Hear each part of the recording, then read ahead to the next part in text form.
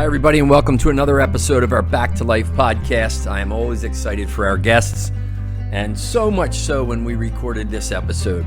Bobby Butera is my guest. He is the author of 5 books on yoga, and he holds a Ph.D. in yoga therapy. Now, on this podcast, I always want to bring guests who have a story, and they can offer you all, our listeners, something that you're going to take away to begin to experiment with or get back into that's going to drive better results in your life. Maybe lower your stress, give you more focus, help to heal a relationship. And for many of us, help to pay attention to the voice in our head and fix it. I don't know if we need to fix it. It might not be broken, but to reverse the voice in your head when it's not serving us. And my guest, Bobby Butera, I've known him since we were 8 years old. This is a phenomenal man with tremendous insight and content and things that you can apply right away. So if you're looking to lower your stress, lower your anxiety, move on from past shit that you dealt with, and continue to create, a brighter future, a more peaceful future for yourself, you're going to want to jump in and listen to this one. Take care and enjoy.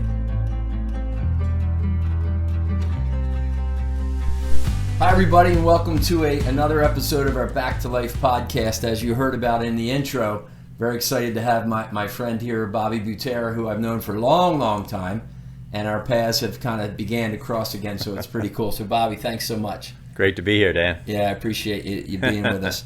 So one of the things, on our Back to Life podcast, I'm always trying to bring guests that have an interesting story, and then what can our listeners walk away with that they're going to start to experiment with in their life.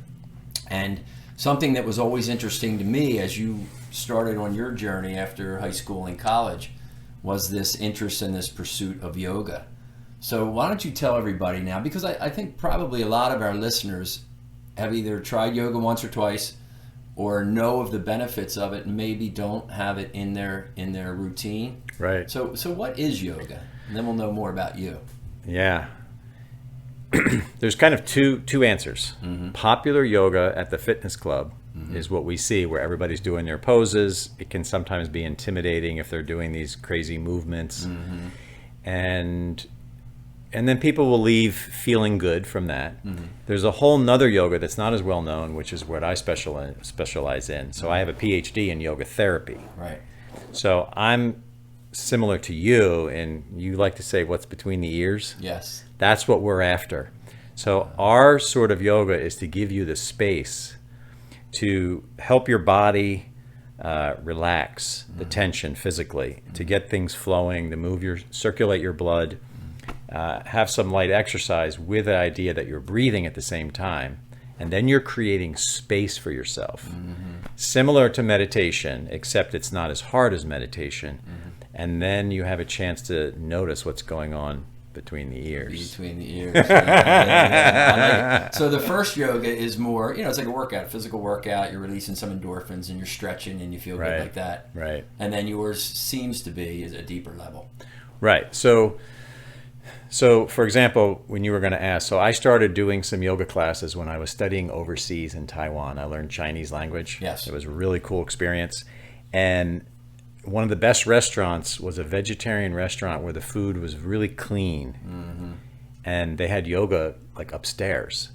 So I just tried it, And this guy showed me how to meditate. And again, I was there open-minded. I tried meditation. And every time after I did a little bit of yoga and a little bit of meditation, my mind was so clear that when I went to school, I was like, for that day, I knew what I was doing. Mm-hmm. Just like the principles, it's kind of funny that Dan and I have all these similar things. But all the principles that you would teach after I meditated, they were right in front of me. I went to school. I had a great time. Mm-hmm. My mind was clear. And that's basically, in a nutshell, coincidentally, what I show people. Right. How to create that space. Right. And then encourage people to investigate what's going on inside themselves, connect to it, and then start to express it. Yeah, I love that. Dr. Viktor Frankl, who wrote Man's Search for Meaning, one of my favorite books, said that between input and response, there is that space. Mm-hmm. And it's in that space where we have the opportunity to grow.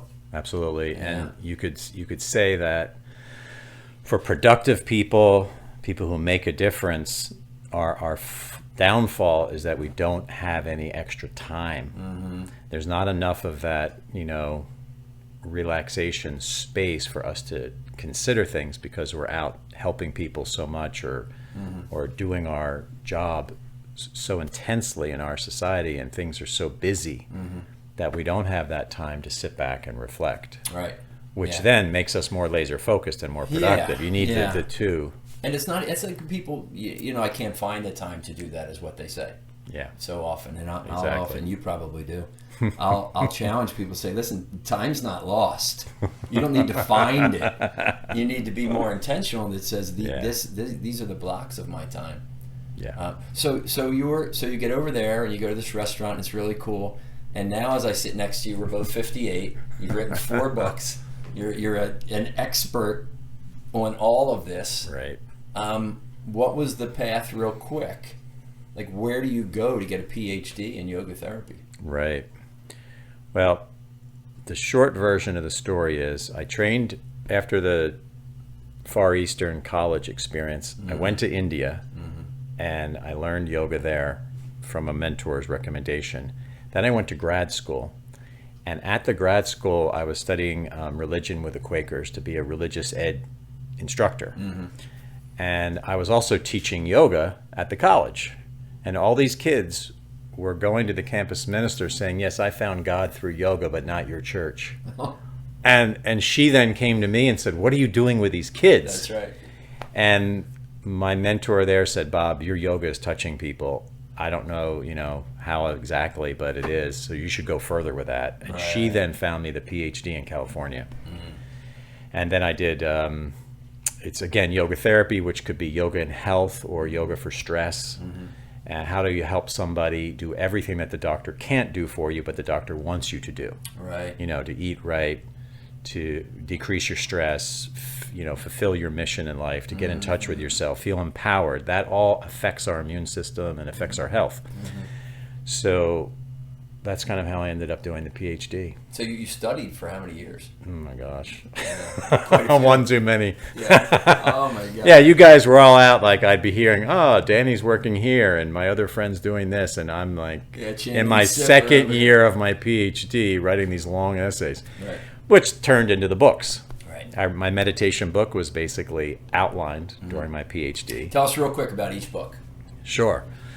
So I wrote a book called The Pure Heart of Yoga, and then we talk about the emotions that get lodged in our body and how to release them. And so when people get really into yoga and they take the workout side and they start to bring the mind into it, you can literally unlock things that are in your body. So a lot of times when you say you have back pain, it could be emotional pain, or it could be a certain thing like I need to work harder, or a fear. And then I push, and then I don't realize that I hurt my back because of that, or I'm not eating right, or what have you, because we get thrown off. So this Pure Heart of Yoga book talks a lot about all those aspects. Got it. Yeah. Yeah. So that would be good for some of the Pure Heart of Yoga. Somebody would read that if they're a little bit interested in doing yoga poses. If you've gotten hooked on a yoga class, and there's yoga studios, there's the YMCA, but there's all these wonderful people that teach these things that I've trained. Like I told you, Danny, I trained like 1,200 yoga teachers, and they're all doing this wonderful work, and so many people have been affected positively by this. Wow. Because you have the mind-body connection, which doesn't come along in many forms. So that's that book. I have a book on meditation, and I have my claim to fame is that no meditation magazine ever mentioned my book. Because you have the mindfulness magazines, you have like Zen Today, or you have, what do you have, like the Mantra, or religious organizations that write about these things. Meditate to become a millionaire in 2 days. Whatever, Yeah. None of them covered my book. A few yoga magazines wrote nice like summaries. I love it. That's your claim to fame. That's my claim to fame, because my book says all the meditations are good for some people. Right. There's 6 major ways. To date, I've lectured like hundreds of places on the book. Nobody has come up to me like some really smart aleck and said, there's not 6 categories, there's 8. Or there's 9. Nobody in like 10 years has ever challenged that. Never. So then what you figure, if there's those categories, And millions of people like mantra meditation, millions like breathing, millions like mindfulness. The reason must be that it must work for them, or else they just would quit. Sure. So therefore, if you're really going to teach meditation, you have to offer people all the ways if you want to be successful. I agree with that so much. And prayer, in case you're out there, one thing that helps a lot of people is some people pray every night, but they say, I can't meditate. And I'll say, well, that's because your disposition is suited to prayer. And that gives you all the physiological benefits that science tells us about. I love it, yeah. I know, and I've love it. counseled people, and they were trying to meditate, and they said, I can't meditate. I know it's good for me. Sure. It's not working. Yeah. Bob, what can I do? And I tried, and then one day I thought, you know what? Don't you pray? You told me you something about religion or something. And then I said, pray a little longer. I like that. 20 minutes, and then listen while you pray. Oh, yeah. Don't be talking, and Yes. then it becomes meditation. The poet Rumi said there's a voice that doesn't use words. Listen. I love it. I love it. So what's that book again? Tell me So that. that's called Meditation for Your Life. Because that seems like that would. You can go, Bob Butera, Amazon, whatever, they'll all be there. Yeah. At the end, we'll let Yeah, everybody know yeah, where they yeah. can You find can just find all that at your stuff. YogaLife Institute. But the point being, again, and is that if you're trying meditation and it's not working, don't think it's you. Think it's the way you're meditating. Right. And there's even another thing to consider in this topic is if you get in the Zen state by jogging or by walking in the woods or by playing your piano, don't dismiss that. Just do that, because again, it's not the method that matters, it's the experience for you. Yeah, I think that's so important. The Jackrabbit principles, the 5 that I offer people, one is to be still. Yeah. And that's what I'll say. People say, I can't meditate. And I'll say it's a principle, just like exercise is a principle. So if we all know that exercise is valuable, and you lift weights, and somebody runs, and somebody swims, you're not going to say don't do that. They're applying that principle in a way that works for them. And I think it's such a good point that you make there.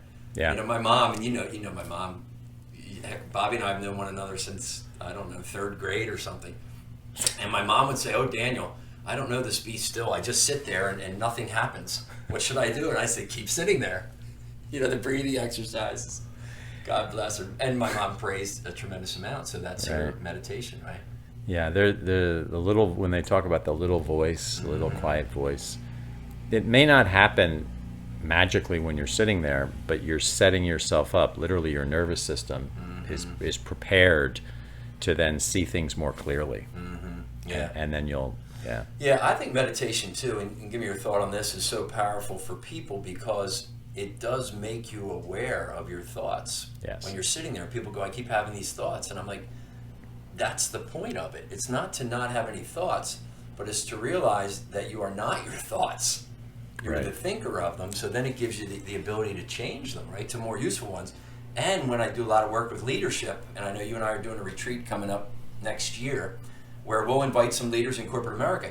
When you exercise meditation and you get good at it, and I know good's a label, right? Yeah. It gives you that ability in the heat of the so-called battle in business Yes. to be able to have that pause Yes. between input and reaction. I think it's very powerful. What do you think? No, right on. One of the things that'll happen with a lot of people is taking that deep breath. So the pause will be aligned with a deep breath. And then a deep breath is aligned with a deep thought. So if I take a pause, something's going on, I'm in a heated discussion, and I do this. I pause, all of a sudden I start to see a bigger picture. Whenever things get heated, we become narrow-minded. So if I've just meditated, the pause links me right back to that. Great. And then I'm in my higher mind or my higher self, or I'm closer to God, however you view that. And then we actually function at that more optimal, from that more optimal place. Yeah, a lot more understanding and love and Right. forgiveness and all that stuff. Cool. Right. I love it. Good. All right, so what's the other book? I think that book. Okay, yeah, so all right, the next book is probably the least read but the deepest, and that would be called Body Mindful Yoga. And that book has to do with language and how the words that we have in our minds literally drives us. However, if you look, one of my big roles, I wrote this book with Jennifer Kretzelos, wonderful woman. She works a lot with eating disorders, and she's really studied about how language affects your self-worth. So if you think about it, you'll have little phrases, and this ties into what we were talking about just a second ago with meditation.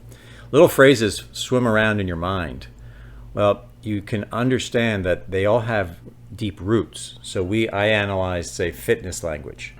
It almost all originates from Sparta. Like it's in literature, it tracks all the way back to Greece from war, from basically warriors.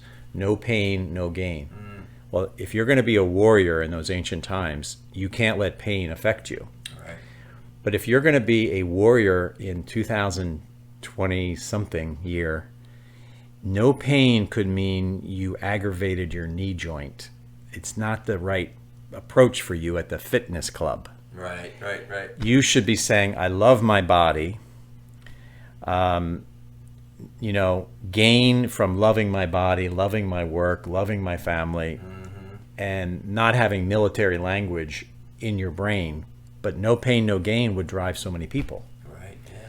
And then you can take all these different phrases and you can start to say, what is that connected to? So like with the work that Dan does, like you could say, what is really guiding my exercise, my work, my relationships? And you could think of your little go-to phrase. And then you can trace down what value is that connecting to. Is it connecting to fear? Like, I've got to do my job or else. I've got to be good at my job. And if I lose my job, that's fear. I love my job. We get to work with all these people. Even if I'm like, I think I'm an accountant. Well, you're saving so many people's troubles when taxes come around. Sure, you are like the man for us when taxes. Reducing their anxiety. Big time, right? Yeah. And you can treat your customers with love. And then the numbers suddenly have power. Or you can say, I'm afraid to lose my job because it's slow right now. We're not in tax season. You see, and those two different approaches will be programmed through language in your mind that's starting to drive your behavior. And are they connected to your beliefs then? Is that your belief system? Correct. Would you say, yeah? Correct. So those little phrases represent your belief system. And one of the big points then that we express in this book is that your belief system is malleable. It can be changed. You can alter it at any age. And we hear, don't teach an old dog new tricks. Yes, you can. That's belief, right? That's a belief. That's a belief. Oh, I'm old. I'm set in my ways. Yeah, And it's just the way I am. That's the phrase that drives me nuts. When people say, oh, well, my husband or my wife that's just the way she is, or that's just the way he is. Right. I'm like, no, yes, that's true. However, they don't have to be that way. Right. And it's so freeing when you can have a life that's filled with hope. And especially, trust, right? Trust, and reliability, faith. As you become older, that's our job. Like, we're supposed to lead the way, and if we can't, and it's hard. Life has a lot of problems. I mean, look outdoors. We have our global warming. We have wars. We have inequality. So many difficult issues. So it's our job to figure out how to accept that and be hopeful. And to realize that we're all working together, So that book on the body mindful is really about what are you repeating to yourself is really huge. Because I haven't read that one. I'll read that one for sure. There's so much power though. You and I, life is lived between your ears. And any of the coaching that I do with people, that's where you go. Yeah. Whether it's, I'm coaching some wonderful, very accomplished people in the world. And there's still an opportunity for them to understand that belief system. And I want to go back to this. I just want you to finish on what books you have. Okay. Because I want to get back to this belief system. Because you said something to me. All right, so the next book, we can go right. It actually, that's what it covers. So the next book is called Yoga Therapy for Stress and Anxiety. Oh. Okay. Now, that should be a bestseller. You would think. Yeah. So the basic premise there is when somebody has anxiety, the belief about whatever the situation is just causing the anxiety, not the actual situation. Hey there, everybody. Danny Bader just taking a break from the podcast to tell you about a really cool challenge that I've participated in. It is called 14 Days of Magic, and it's sponsored by a company called Magic Mind that has developed a wonderful productivity shot, a morning drink that contains a magical combination of 12 active ingredients designed to stimulate focus, creativity, energy, and motivation while decreasing stress, oxidation, and post-exercise inflammation. And I came across the company and got involved in the challenge. And here's what it is. You want to commit to 14 days of working on yourself to become the best version of yourself. You want to identify 3 things that you want to increase in those 14 days. For me, it was my energy, my focus where I placed it, and a sense of calm and a sense of peace throughout my day. And I got to tell you, I'm getting all those things. It's called 14 Days of Magic, and you can check it out. The hashtag is hashtag 14 Days of Magic. Hashtag 14 Days of Magic.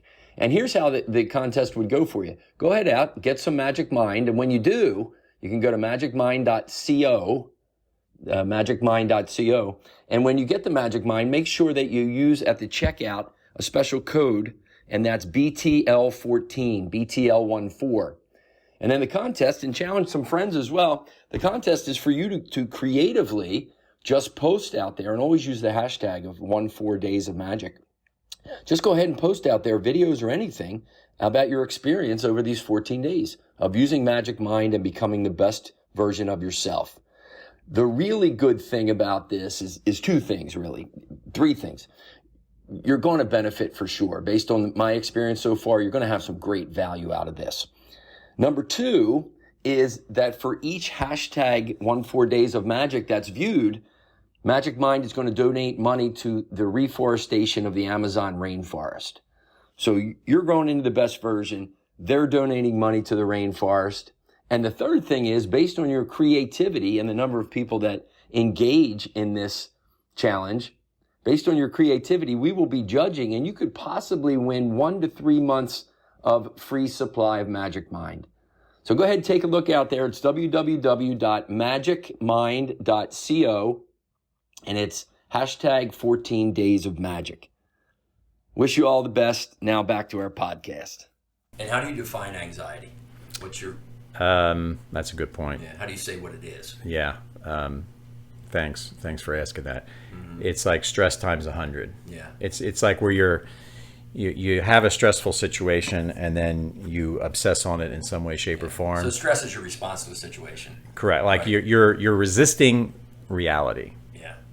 Except with anxiety, you keep really resisting it. Yeah. So I want life to be like this hand, but life is this hand. Mm-hmm.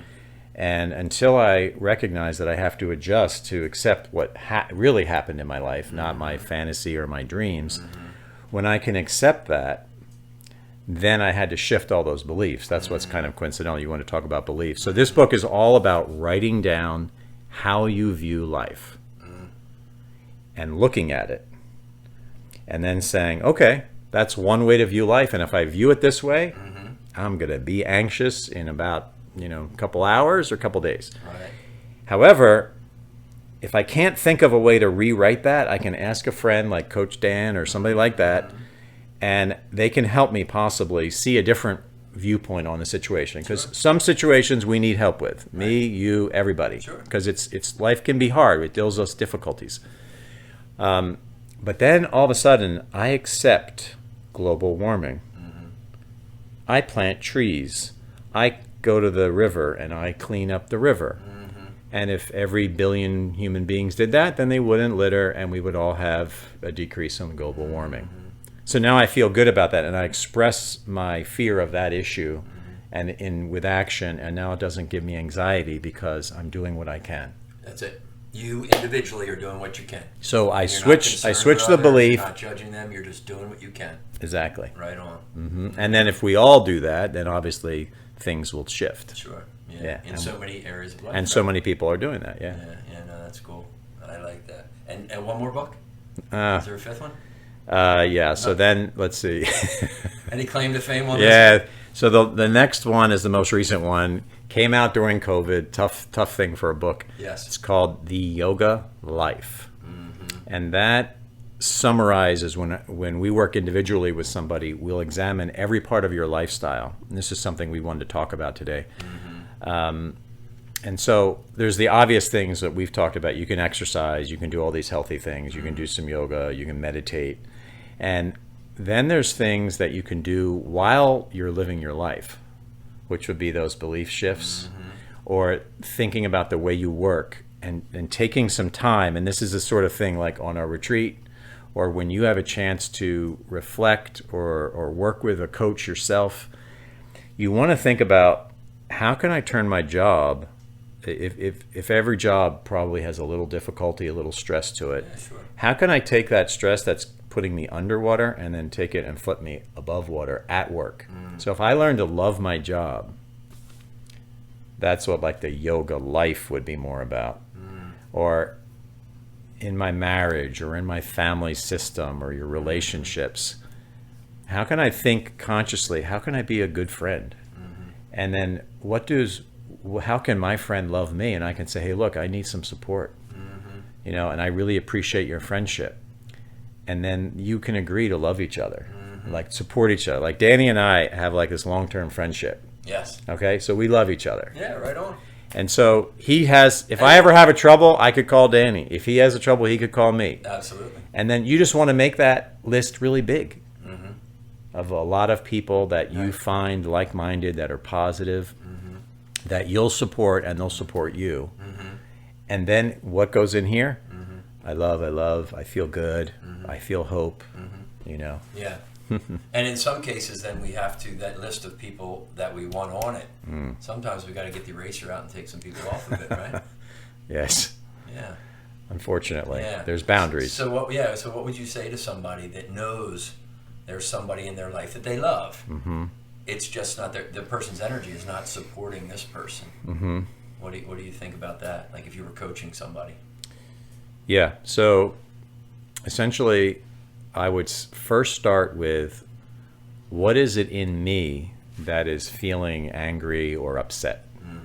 And I would try to understand why and then remove that, because that's not having to do with the other person. But then if somebody else wants to just take a simple thing, say they just, not a big deal, not somebody who's really wronged you or hurt you, but just somebody who complains all the time. Right. Yeah.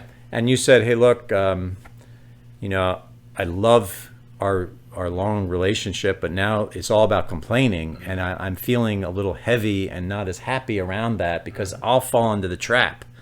And then I'll do all these things that I'm trying to like move my life in a different direction. Do you want to join me in that? We make a deal not to complain. And they say, no, I don't like that. Well, then I might say, well, I got to head in this direction and I want to head with you. But if you're not going to do that, let's wait. Let's go our directions. Right. And then still, I love you though. Right. It's just at a distance. Yeah. Dan and I were talking about that earlier even, Yeah, so I can love you from a distance. So I don't have any malice in here. But I can't compromise and start complaining about things or gossiping about people or saying anything that would be bringing us down. Yeah. It's kind of crazy. Like you're around somebody that complains all the time, and then when you leave, you complain about them. Right? Yeah, you complain about them. And then I often think, well, if they complained about like 4 of our old friends who were, made some bad choices or something, and I left the room, I start to feel insecure. Do you feel that way? Because then maybe my hair wasn't right. Maybe they think my beard is kind of silly because I just started doing this little beard thing. And I might shave it. You never know next time you guys see me. You know what I mean? But like you get nervous. And then when I'm around people, like I'll leave your living room and I'll be like, yeah, I wonder what good things Danny's thinking about me. And then I'll think good things about you. And love that. Do you know what I'm saying? I do, yes. And then you feel better. And you really, I mean, that glass is more than half empty, but, it's still that attitude of we have a choice. And again, I do think when we're at the parents' age, we really have to start thinking, how are we going to model ourselves and work so that we get all that out of our system. It's a journey. We don't have to be perfect. We might get upset by something, but I like to say, let's be upset for a half hour. Let's be upset for an hour. Let's not be upset for the next year. Right. Let's face it, understand it, work through it. Yeah. Not pretend it's not there. We all Sure. have troubles. Yeah. Yeah. Yeah. Yeah. I always say in terms of belief system, you're going to have, it's not about not having shitty thoughts. It's about not letting them win. Right. Right. So let's talk about that a little bit. Okay. When people have these negative thoughts, shitty thoughts, whatever you want to call them, limiting beliefs is a very popular term. Yep. What's the best way that they can begin to, number one, have the awareness to go, wait a minute, and then number two, what's my strategy to reverse these? And we've talked about in our conversation now, but I want you to kind of distill it for somebody that goes, Sure. I understand exactly what you're talking about, Bobby. Here's how I feel about her. Here's how I feel about the situation. Here's how I feel about my finances. So, yep. So I think what I would do first, in most cases, is try to link that to something else in your life. So if they talk about, in psychotherapy, looking back at your childhood, look at not just your childhood, but maybe your personality, and maybe, again, your beliefs. So say somebody told you a white lie, a little bit of a lie, and that really irks you. Well, what do? You're really upset by that, and you have a little bit of justification because you caught somebody not telling the full truth. They deceived you and some others. So then what I would say is, why is it that important to you? Because that's your stuff. Right. So that's because somebody left, one of my parents left and they lied and they cheated, and it really made me angry, and they cheated on the spouse or my whomever, and you're holding on to that. And so when you see a lie in the future, boom, it's just it's like a bomb instead of just a white lie. So that's because it's residing in you. So then you do some little healing work on yourself to think, oh, I see that now. I have to let that go. That person made that choice. They made an error. But I have to learn to forgive and not hold on to that pain. So when I release that pain, suddenly now I'm freed up to say, okay, this person told a lie, and now I can go into a compassionate state.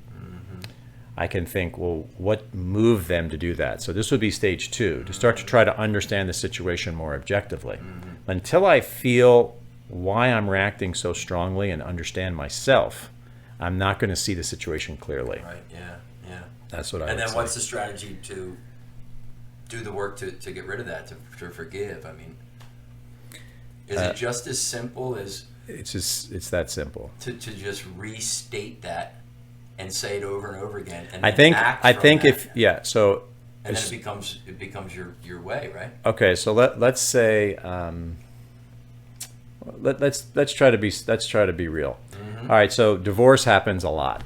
So let's say your parents got divorced. Yes. Okay, so that's going to be about half the people listening. Your parents got divorced. So maybe you got angry at one of the two parents for some reason or another. Okay, you felt that person cheated or they left or whatever. So now you're carrying that with you. So every time you see people go apart, That's good. yeah, every time you see people go apart, you go back to your parents' divorce. And to you, it feels like that intense. So two people at work start arguing and you wonder if one's going to quit. That's not really logical, but it's logical in terms of you. So then you have to think, okay, why did my parents really get divorced? Well, they were dealing with this. Now I'm an adult. How did they feel? Okay, so now I can start to shift the way that I interpreted that experience. As I do that, I'm working on forgiving them for making my life a little harder. And in that moment of forgiveness, I'm not changing anything, but I am changing my perspective on the situation. So as my perspective shifts, then I come back to the present day and I realize, ooh, I was overreacting because I was a little wounded. But through that processing, I heal my wound. Now, if the wound is major, I really think having somebody help you through that Professional. is necessary. But if you've had that professional help, it doesn't mean it's over in you. Right. Yeah. You know, we all have weaknesses or tendencies. So we just have to keep throughout our whole lives continuing to understand that. Then I think then when you can move, then you can, I like, the image of the clock. If I look from I look from 2 o'clock, I feel stress. If I look from 6 o'clock, I feel compassion. They're all valid. Like, yes, that situation was wrong. But I could look at it from compassion, and then I feel compassion. Sure. If I look at it from wrong, I feel judgment, and I'm somehow angry now. Sure. Or I could look over here, and I could have hope or faith or, whatever. Yeah. I can look at it from different angles. Yeah. And yet the thing is to free yourself up to be able to look at things. Yeah. So for me, I always come back to, do I believe that everybody is perfect? And I 100% don't. Right. Yet, sometimes when we're operating, we get wrapped around the axle. Right. We expect that person to be perfect, whether it's our kids, significant other. And then when you look and go, wow, nobody's perfect. Right. And they're going to make choices that are absolutely wrong sometimes. Right. Although most times right and wrong is subjective. Right. Yeah. So tell me this, because I do Well, a see lot of... let's just that's a really powerful point. If that would be one of the clocks. If I, like what Danny just said about, if I think that everybody's perfect, I'm going to have anxiety because that's just not true. So as soon as you have to align yourself with what's actually true. Right. So if Danny says if they're not perfect, and then somebody comes in a bad mood, you're not going to be fazed. You're going to say, oh yeah, well of course. Exactly. And right. if you have a bad mood, heaven forbid, Right. you're going to be like, well, Danny, you're human too. And then your bad mood's going to pass very quickly because you recognized it and you had an understanding. Yeah. It won't linger. Yeah. Like coach out at Hudson Institute, Pam McLean, 2007 or 8, I'll remember, she always said awareness precedes change. Yes. Awareness precedes change and Yes. growth. So Yes. it's just that, It's it that is simple. that easy for people just to stop and, oftentimes I'll say hold up the mirror. Yeah. And just really be aware I and get out of the self-judgment and the insecurity and everything else, Yeah. And I do think we need to have positive input into our lives. Whether it be a really good minister, a really good self-help guru, like we need that information, and even if it's been said before, we need to listen to it again. So I'm always listening to people. Oh, me too. Yeah, I mean, too. like, and I'm like, I get oh, great point, I get man. about 8 emails from Catholic, from Christian pastors, from people who I don't even know, but it's just all positive, right? Right. Bronnie Ware, who wrote that book, The Top 5 Regrets of Dying, I get an email from her because she's peaceful. She's got good insight. She realizes that we're human, and it's great. And I always encourage people. Yep. One of the principles I think is important for us is to seek support. And I said, you can do Absolutely. that in so many ways. Oftentimes people think, oh, I just have to go get a friend. Yes, and get 8 emails that might, one will land for you. Yeah, or go to a workshop. Get around a group of people that have a weekly meditation, or that go hiking, or study the Bible, whatever your thing is. Yeah. But you definitely need that continuous input, because if you think about it, watching the television news is input. Hearing about real life problems is input. Binging Netflix is input. Yeah, it's all Depends what you're input. binging. So then wouldn't it make sense that we need to have some refreshed, waters of the spirit input, Yeah. Well, it's nice that you say, when you mention the word spirit, because I'm with you on that. Our heart and brain and lungs contribute to our body going, and it's the spirit that really makes us go. And Absolutely. I know that because when I got electrocuted, my spirit left. My body, heart, brain, lungs was there. They stopped working for 8 minutes, and then spirit came back in, and now I'm Danny Bader again. So I have absolute certainty that's how it goes. And I'd be very arrogant to say, oh, I have that spirit. I'm not sure if you do. We all do. Everybody does. The soul, right on. whatever. Yeah. Whatever we call it. And the spirit resides in stillness, I believe. Yes. And it's definitely heard. Yeah. And it doesn't come through your inbox. I think your 200 emails a day and your 14 Zoom calls. I think part of what you're saying right there on the spirit, it's that when your mind is quiet, then all the things that make us think we can't excel, right? All those thoughts, or that it's all on our shoulders. When you're quiet, you start to realize, no, I'm in a flow if I could just go with that current, but we have to listen from that stillness. I love it. To be in that current. Right on. Amen, brother. I like that one. that's a good tweetable coming out of this podcast. Listen, we're going to wrap up in a little bit, but I want to touch on one more thing because, as you know, you and I have talked about, I do a lot of work in corporate. You're moving over there because I think your message is so freaking powerful for these people, and they need it, right? So when they're, there's a sales conference for 400 pharmaceutical reps, they're getting enough about the business and sales goals and everything else. Mm-hmm. I mean, I believe they would benefit from an hour of listening to Bobby here. So, I got a lot of connections, so I'm gonna push that out there. A word that has shown up over the years, and I don't know when it was first coined, you maybe know, is mindfulness, mindfulness. And now it's a big buzzword in corporate America. Everybody's doing mindfulness workshops. What is mindfulness to you? What's the value of it for people? So 3-part question. What is mindfulness? What's the value for an individual? And how can they begin to practice more of it? And maybe it's some of what we talked about. Mm-hmm. So from my Ph.D., mindfulness originates in Buddhism.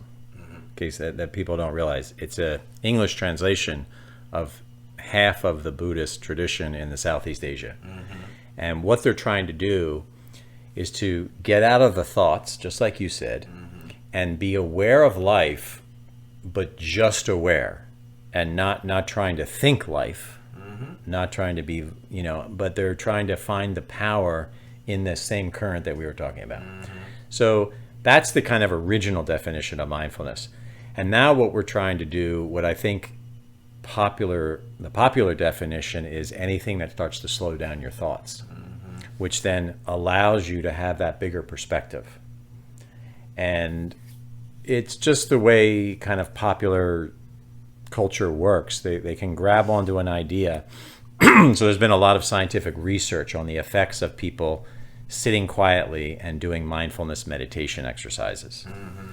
So it's now morphed into, like, deep breathing could be called mindfulness practice. Yoga poses, they start doing, like, well, breathe in and relax and open your arms. And there's an effect that when you move and you breathe, there can be a calming effect on the system. And so they start kind of using a little bit of yoga in with the mindfulness. Right. But the main thing is that a person is concentrating themselves. Right. And so then they have my bare foot on this table. I can feel that corner of that table on my foot now. I mean, that's mindfulness, right? Correct. When you're just here and you're very aware. Yes, and that's the broader side to it that I would say is then, if you use it effectively, you become very balanced in your life, mm-hmm. because you're aware of what your foot's doing. But see, then somebody working at their desk, mm-hmm. they would be simultaneously, and this is one of the things I would teach. Yes. All right. See, most people at their keyboard, if you guys can look at this, my elbows are to the side, yep. and I'm typing. Yeah, if you're listening, just picture somebody sitting at their desk. Like put your arms out like you're doing like a bird dance, and you're messing around. Chicken dance. And if you do that, your neck is going to be in knots after a couple of hours. Even though your elbows aren't very heavy, over a few hours, the musculature starts to tighten. So then you drop your elbows, you take a deep breath, you sit correctly, and then you type. But see, most of the times that's our paperwork. That's the stuff that's not as much fun as talking with people and interacting with clients. That's when you're putting the order in for your sales, and you end up with a tight neck at the end of that day. And then your beliefs are saying, man, I hate this part of my job. This is a pain in the ass. Bingo. Why did she make this mistake? Bingo. And then the elbows go up, and that's how the emotion gets lodged in the neck or the back. It's so simple. In theory, In theory, but you have to be conscious, and then you have to say, you know what? This paperwork is necessary for, say you're a drug rep and you're selling like a really powerful medication, and that diabetes medication has to get to that hospital and that drugstore. If you don't do this order correctly, it's going to get messed up and not shipped properly. For a person, right? For somebody with diabetes who then suddenly doesn't get their medication, could die. You now think, I'm typing this order in for the 10th year in a row, and I'm contributing to that mother of that wonderful child, mm-hmm. so that she can have her diabetes medication. You see, or that child, for that matter. And now I type with love and with passion. And suddenly, also, the other thing that happens when you do all this mindfulness stuff, and then one of the reasons companies love this stuff, is because now you're like way more efficient as an employee. Oh, yeah. And then your creativity goes better, and then you come up with a new way of doing things to improve. Conflict goes away because it's You're better, right? You. I had a woman one time. People a lot of times will complain about their inbox or emails. Oh my God, I hated 200 emails a day. Blah, blah, blah. Yeah. And there's all that anxiety and stress around it. And one woman said, "Those 200 emails a day are helping me send my kid to Clemson." That's right. And everybody in the room was like, and she's like, "That's how I think about it." And I love going down because we go to football games. She totally reframed 200 emails a day. She still has to deal with them. But again, the power of how we think about what we think about. So different. Yeah. Yeah. That is good, man. Gosh, we could talk forever. So great being here. Yeah. So, Bobby, tell everybody where they can find out more about you, get your books. I guess through the website, YogaLifeInstitute.com. So all one word, YogaLifeInstitute.com. Mm-hmm. They will find our retreat to Costa Rica. Yeah, we'll talk about that. Yeah, so the books, where can they get them? The books from Amazon. Amazon.com is your best bet, probably. Okay, right. Just anywhere books are sold. And you go by Bob Butera there. Yes. So I know I call you Bobby because... Yeah, because we go way back. Robert Butera, Bob Butera. Just Bob, to Butera, put Bob Butera Yoga, and then it'll pop Peter Pan up. complex going on. That's great. No, but I will mention, Bobby, and I'll mention, Bobby does an awful lot of retreats. He's been doing them for 20 years around all of this, where you really take a deeper dive and you apply this. Well, and you and I now are going to do one in Costa Rica, February 7th?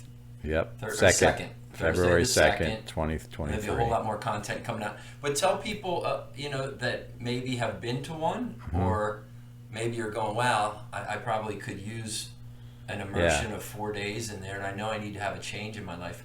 Talk to them a little bit about what happens at these retreats, and maybe a success story or two. Sure. The success stories would flood my mind. Figure our last retreat in Costa Rica, for example, I took desserts off the menu. Okay? And I thought, some people were going, I'm not going right now. I know. So they put they had this dessert that was so good at this place. Right. That I could have eaten way more than my share. Mm-hmm. And then I remembered the power of just taking refined sugar out of your diet for a little while. Mm-hmm. So 5 people, when we had our follow-up, we do a pre-meeting and a follow-up meeting so that your goals, it's not just the retreat high experience, which you have a beautiful time on a retreat. Mm-hmm. We talk about what your goals are beforehand and then how you're achieving them afterwards. Mm-hmm. But 5 people out of the blue said, I changed my diet completely and I feel great. I didn't realize that I was slipping into some bad habits. Mm-hmm. And we all have like our optimal diet and then like where our bottom is. Mm-hmm. And we go back up to that optimum, we feel great. Mm-hmm. So that was out of the blue. But like the one that's coming to my mind, and I think it's fine to say, one woman who had a long corporate career and just is finishing in the consulting phase, when she was in high school, she wanted to go to art school in college, and her career advisor said, you're no good at art. And she got really upset, and then there was some art contest and she lost her confidence, and then she entered a few items and didn't do that well. Except she is gifted if you watched her draw. So on this retreat, she kind of remembered all of this stuff. She cried, and we didn't know about that part. And then at a certain point, she told the group, I'm an artist. Sounds simple, right? Except for her, that was like 35 years later. And she's been like cranking out the art. She would sign up for courses and then she would get discouraged and things. And now she's just so happy and in her power. It can sound trivial to just say, hey, everybody, I'm an artist. But that was like her mentor in some high school somewhere. That's yourself. Stuffed out her spark. And she reclaimed it. And then... and I like that term you just said, now she's in her power. She's in her power. So now she's doing her yoga. She's meditating every day. she upped her diet. It's like increased the power of her diet. And I saw her a few weeks ago. This is about, I don't know how many months after this retreat. And she's just glowing. She had one minor health like condition that's gone away. Great. Wow. Yeah. And so, yeah, these things, and everybody seems to have a major peak insight. When you know, whether it happens on the nature hike, in the meditation, we had everybody hugging trees. Oh yeah, I love it. And a few people, we did it. The exercise worked so well because we did a silent walk. Yeah. And nobody wanted to talk. Like when I brought everybody back, like an hour later, Yeah. I wanted to say, "Well, how was your walk?" You know, and I thought maybe, you know, you get inspired by your fellow retreatants. Oh sure, yeah. And I couldn't get anybody to talk, so I said, "Let's just end in silence then." And they didn't tell me how it was. And later when I checked with people, they loved it. So we did it again. Wow. And then the breakthroughs, like people who thought it was kooky, Yeah. like they said, "No, actually, I saw like how the tree related to that bird." And then they saw the oneness of all nature. Yeah. From what was like a kind of hippie type of, you know, hug a tree, Sure. you know. Yeah. But like the barriers, when you have a retreat, you have a chance to really let down. Yeah. And I think we need to do that. I think I think a vacation is a modern version of what was meant to be a retreat. Right. Yeah. You go somewhere, you have a different surroundings, you get a break from your daily routine, but then you want some input.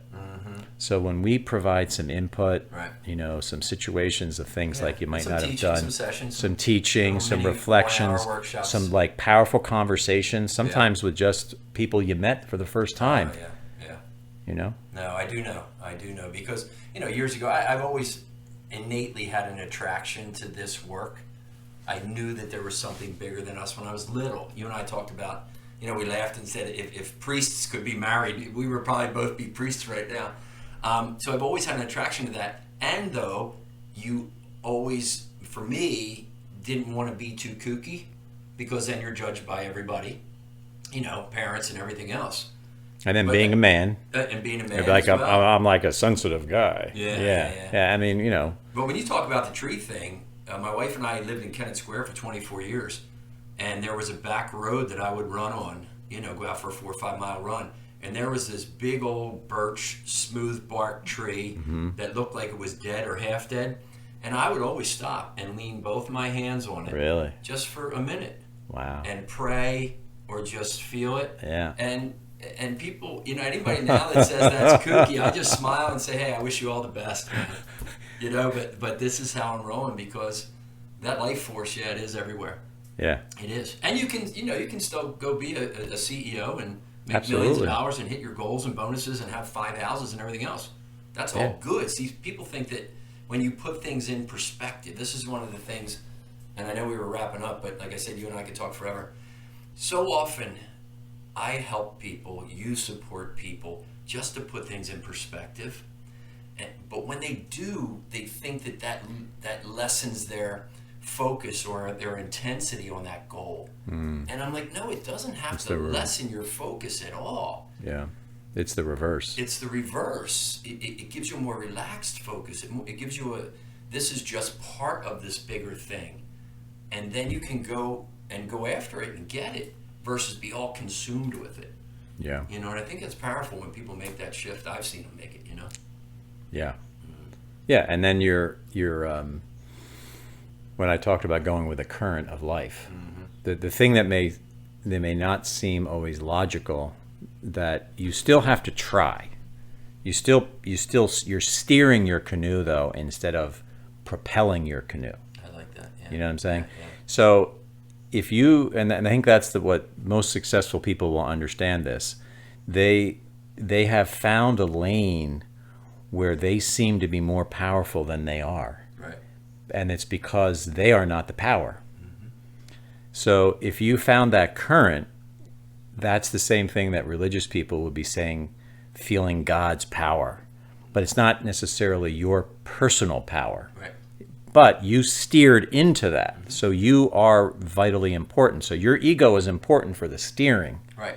But you're not the propulsion. And if you try to propel your canoe, you're not going to go as fast as that current. I like that. Do you see what I mean? I do, yeah. So that's where the overthinking is not good, but it doesn't mean to be some lazy person on a hammock dreaming as if everything's going to happen. Yep. No, you're in the canoe with the paddle. Right.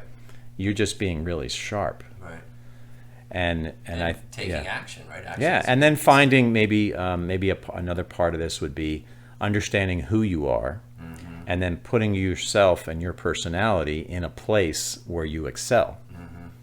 Yeah, as opposed to trying to be somebody who you're not. Yeah, exactly. Yeah, so exactly. Good stuff. Very good stuff. Yeah, I look forward to that retreat. It's going to be amazing. Yeah. It's going to be amazing. If you want, we'll have some information out, but easy right now. If you have any interest while you're listening, just email me, Danny@DannyBader.com. Danny@DannyBader.com, and Bobby and I will get you some information on it. So we're going to wrap up right now, Bobby. All I can say is it was amazing. Great to Thank see you so much, man. So full of gratitude for seeing you and having this conversation, and I'm glad that our paths have crossed yet again, in a more significant fashion. It's beautiful. Yeah, right on. All right, love you, brother. I love you. All right, everybody. Hey, listen, thanks for joining this episode of Back to Life Podcast. And until next time, just go out and do the work on yourself and create a life of inspiration and fulfillment, because that's what we're here for. Well, how about that? Bobby and I could have talked at least for another few hours. A few things that I took away that I always think about is, nutrition. Bobby spoke about the importance of nutrition and doing without refined sugar and some of these things. And it just made me think and got me thinking about doing an audit on my intake of nutrition, food, alcohol, liquids, and all those kinds of things. So that was number one. Number two, I really liked how he talked about shifting your beliefs and your mindset and saying, okay, why do I think this way? Why does it just bring up such a strong emotion? Where is it coming from, right? Oftentimes we call them triggers. I think that was really great. And then the last thing I really liked was his metaphor at the end, that we are in a canoe going with the current called life, and we are engaged. We have the oar and we are steering. We're not sitting on a couch daydreaming and thinking about everything that we want.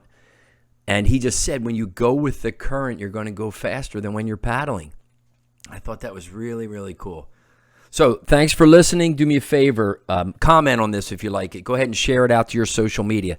I think there's an awful lot of people out there that will benefit from listening to Bobby. And if you have any interest in our Costa Rica, the first retreat Bobby and I are doing together in February in Costa Rica, it's going to be amazing at this really cool resort. Healthy food, no alcohol all week. Yoga, do a lot of work on yourselves.